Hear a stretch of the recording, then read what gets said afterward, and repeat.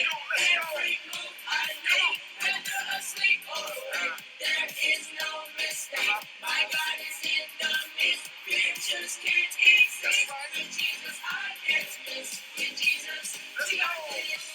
Hey guys, and welcome back to Vacation Bible School 2021. This is week 4, our last and final week together.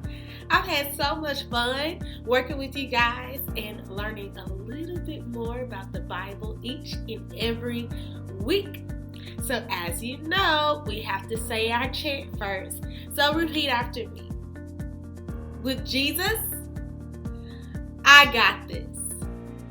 With Jesus, you got this. With Jesus, we got this. Awesome. Even though this is our last week for Vacation Bible School, I want us to remember always, as we're walking down the hall in school, as we are doing our chores, as we're working on our homework during the school year, with Jesus, we got this. When we're coloring and we mess up in the lines, with Jesus, we got this. Okay? So always remember, with Jesus, you got this. Awesome. So let's get up and get moving really quickly. So stand up and let's get started.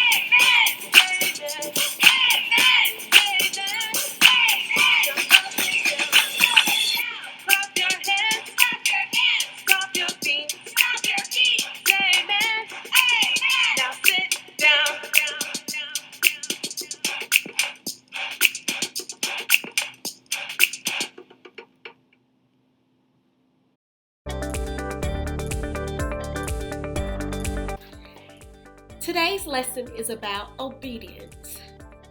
What does it mean to be obedient? Well, you know when your parents tell you to clean something up, you are supposed to say, "Yes, ma'am," "Yes, sir," and clean it up. That is being obedient. When your parents take you to the grocery store and tell you don't touch anything, you are supposed to walk through the grocery store and do not touch anything. That is being obedient. We must also be obedient to God's word. So here is a story about people in the Bible obeying God's commands. Joshua becomes leader. So part of God's story is about when Joshua became leader of God's family, and it goes like this. Remember how God rescued his family when they were stuck as slaves in Egypt? He made a path right through the middle of the Red Sea. He showed them where to go with a pillar of fire at night and a cloud during the day. He gave them water from rocks and sent food like rain every morning. Best of all, he promised to bring them to an amazing new home called Canaan. All they had to do was trust him. But sometimes people have a hard time believing God will take care of them. So for a whole year, God's family worried and complained. They felt like they'd never get to the promised home where they would be safe and comfortable. And even though God was taking care of them every day, they kept worrying that he'd stop. But their leader Moses trusted God with his whole heart. And one day, God told Moses to send 12 men into Canaan as spies to see how great it was. So Moses did. And one of those 12 men was Moses' helper, Joshua. He trusted God too. Well, Joshua and the other spies spent 40 days in Canaan, and they discovered that the new home was as good as God had promised. There was delicious food, water flowed nearby, it was paradise. It had everything God's family needed and wanted. There was just one teeny tiny problem. People lived there already. Big people. Big people who lived in a big city called Jericho that was protected with really big, strong walls. And the people there did not plan to give up their home. So 10 of the spies came back terrified. They said, "We look like grasshoppers compared to the people there." When the rest of God's family heard that, they got scared too. They didn't want to go to the promised land anymore. But Joshua knew that no problem is too big for God. He and another spy named Caleb argued, "If the Lord wants to give it to us, he will." After all, God had shown his family how powerful he was. But even though God had always provided for his family, they still chose not to trust him. And because they made that choice, there was a consequence. God kept his whole family in the desert for 39 more years. So long that all the adults who chose not to trust that God could take them to the new land spent the rest of their lives in the wilderness. God kept taking care of them, of course, but life was nothing like it would have been in the promised home. The good news is, there was a blessing for Joshua and Caleb's obedience. They did live long enough to get to Canaan. See, God always keeps his promises.